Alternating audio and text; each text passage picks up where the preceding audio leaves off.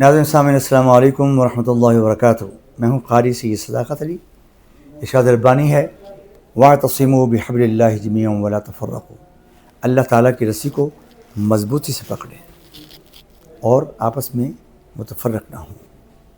یعنی اتحاد کی سب سے خوبصورت آیت ہے یہ قرآن پاک کے اندر کہ آپس میں مل جل کر رہیں۔ اور پاکستان بھی 27ویں شب کو بنا، جمعۃ الوداع کو بنا،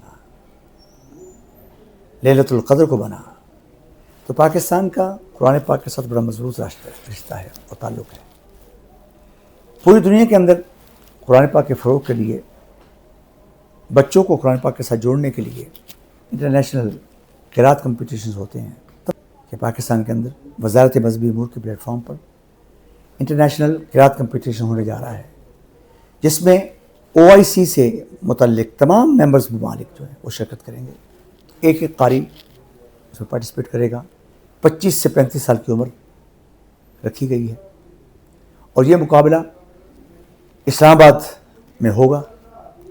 اس میں تمام ممالک کے یہ قراء آئیں گے اور قرآن پاک پڑھیں گے، اور آپ سب لوگ بھی اس کمپٹیشن کے ساتھ جڑ جائیں، چینلز کے ذریعے، سوشل میڈیا کے ذریعے، خود بھی دیکھیں اور اپنے بچوں کو، خاص طور پر نوجوان بچوں کو لے کے بیٹھیں تاکہ بچوں کے اندر قرآن پاک کا ذوق پڑ سکے۔ برکات پاکستان میں آئیں گی تو اس کا بڑا فائدہ ہوگا۔ سب اس کے ساتھ جڑ جائیں اور ذوق شوق کے ساتھ اس کمپٹیشن میں حصہ لیں، دیکھیں اور بچوں کو بھی دکھائیں۔ اللہ حافظ۔